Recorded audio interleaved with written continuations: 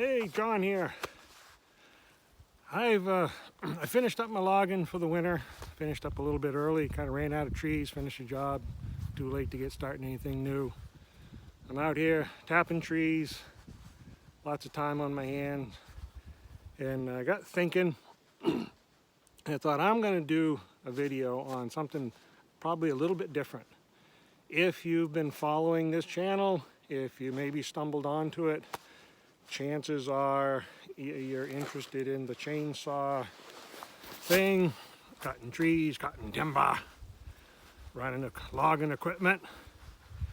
And if you've been following it, you'll know that the focus of the videos I've been making, I try to focus on, kind of the three goals is what I think of. Three goals to the training that we do in these videos. One, of course, is try to do things as safely as we can, do things as efficiently as we can, and do a good quality work.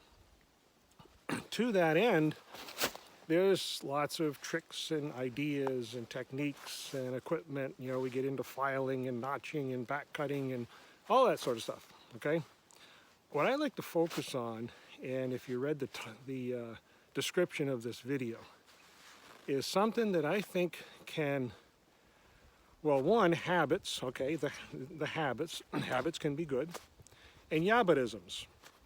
Habits and yabba-isms. Let me dive into this, okay? So to explain, habits, okay, we're familiar with habits.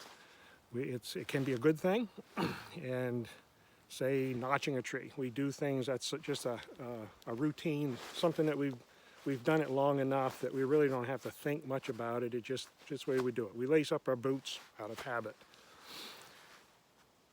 Did you ever think about that we can also think in habits habitually? And where I'm going with this is I'd like to tell you two stories, okay? One I heard about, the other one I experienced. Here's the first one. I was listening to a lady on the radio and she was telling her story, a business lady. And it was really interesting in that she was explaining how she went to business school, gets a job, and shortly after she started working, she had her boss approached her, and her boss gave her the best piece of information that she thought she had ever learned. And it was here's what her boss said. She approached her. It was also a woman, doesn't matter. Okay, I just happen to remember that. But her boss, right out of the blue, with no condescending tone of voice, just a very flat matter of fact, she explained to her that when you lace your sentences with likes and you knows, you sound stupid. That's all she said. Now, this lady telling her story explained that in an instant, that habit ended. Now, her boss did not say she is stupid, didn't imply it in any way, shape, or form. Simply pointed out that when you speak like that, you sound stupid. Her boss was wise in that she tapped into an emotion that, that's that self-esteem, self-awareness, and boom, cleaned that up real quick. Second story, okay? This situation I remember so well. I've told this and when we do the saw training. This is a little more chainsaw related, a lot more chainsaw related. So I was doing a training workshop, mid-90s, over in New York, and this was back when there was a bit of a transition as far as who was taking the training. early 90s, when I got involved with this, working with Soren, even late 80s, the folks that were going to logger workshops, they were really interested in what they might learn at the workshop. Okay, I almost think of them as kind of kindred spirit to myself, because that's why I went to, the first time I went to see Soren, I didn't even know who he was. It was just a workshop that the local logger group was putting on. But man, did I get my eyes opened up, right? So I worked with Soren, started doing the training. The mid-90s is when the big wood buyers, big companies, put out a memo, and it said very simply that we're not going to require loggers to take training, but we're not going to buy your wood if you don't. Okay, a little bit of tongue-in-cheek there. So what happened was the loggers that started to show up at these workshops, they were not there really all that interested in what the workshop was about. They were told by, the big guy, the big wood buyers, that you had to do this. Okay, so you can imagine, and I don't want to go down that rabbit trail, but you can imagine a little bit of a change in the attitude of these folks, of some of them that were showing up. So here's the day. First thing in the morning, the loggers are coming in, okay? And it's a typical day where there's one guy works by himself, maybe a couple of guys work together. So we would get a group of no more than 10.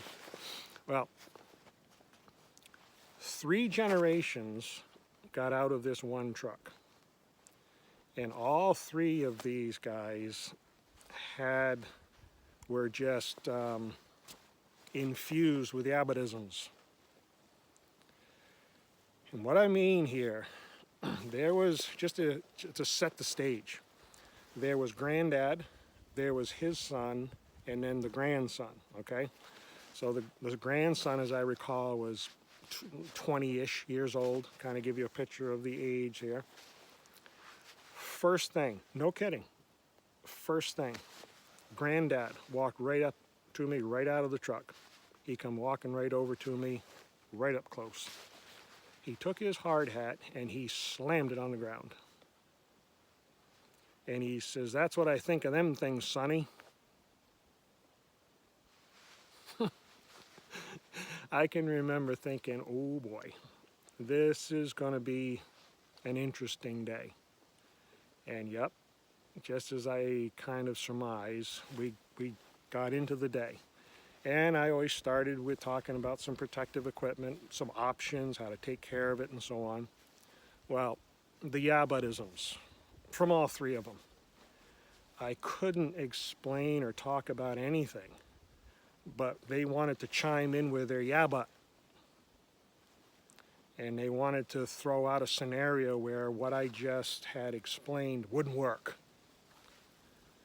So I'm thinking, okay, I can see where this is going. And I'm thinking, let's get up in the woods. So we'll get up in the woods and, get into some cutting.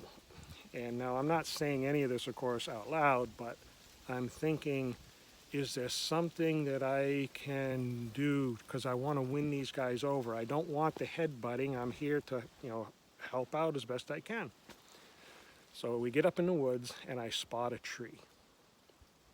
And it was a beech tree, 8-9 inch diameter, DBH, not very big, leaning down the hill. And that's down toward the landing that we just walked up from. Now these guys, pretty common in that area at that time, cable skidders, chainsaw cutting.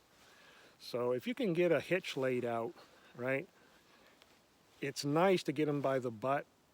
Don't have to, but if you can lay your hitch out, make things a little easy, easier.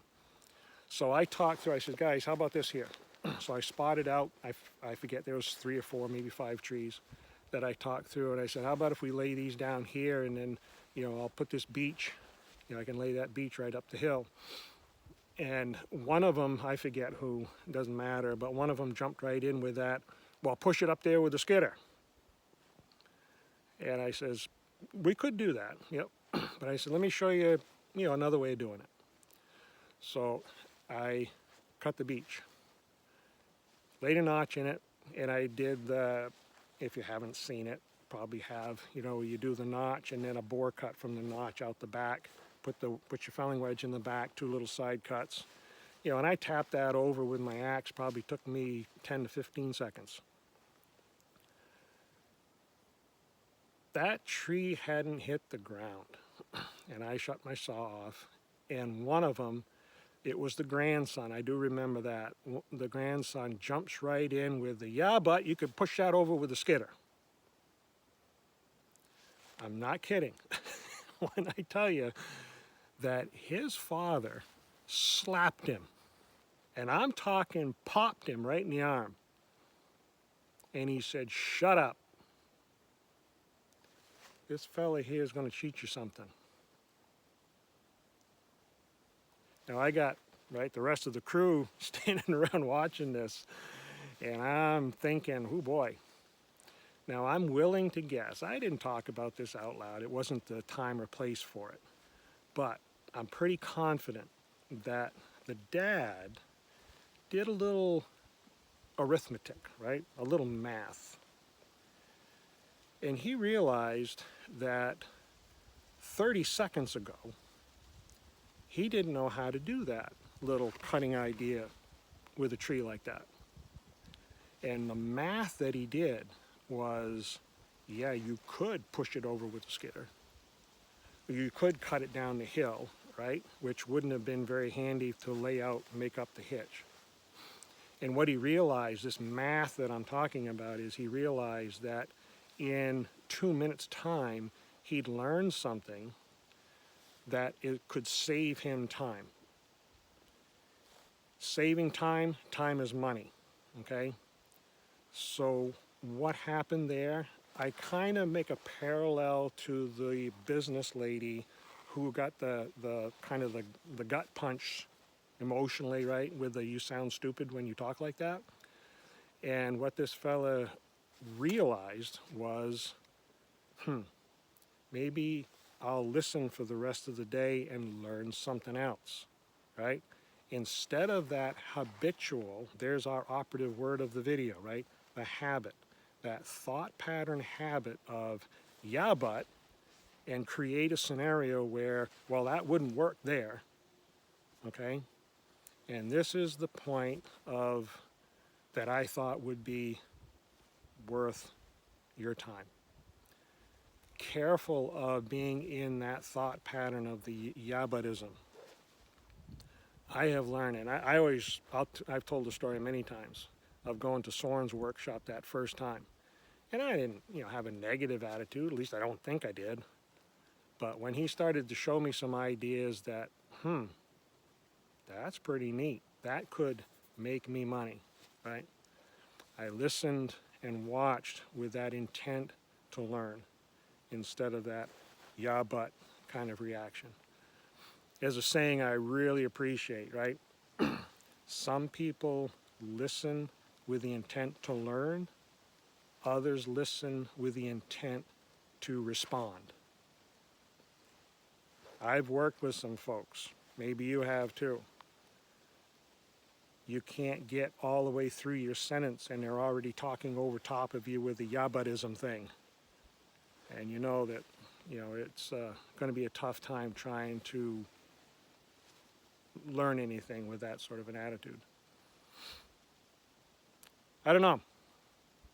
So this definitely goes in the for what it's worth category. Now, to be clear, I am in no way discouraging, asking questions, being inquisitive, trying to figure things out. Absolutely not. It's more of kind of referring back to this business lady that I mentioned. It's being aware of a thought pattern, that habit of seeing something new. In her case, her boss, who was wise, could see that habit was going to be very detrimental toward getting ahead in the business world. Think about working in the woods. What keeps it fun and interesting is just the variety. It's endless with what we have to work with. And then there's always somebody having a new idea, a new piece of equipment, a modification to some equipment. It's amazing what keeps coming along when you think you've seen, geez, you know, maybe you've seen it all. No, somebody's got something else, you know, to show me. That's what keeps me interested in watching other folks and the way they work. Yep. So definitely in that for what it's worth category. Be safe out there. See you again sometime.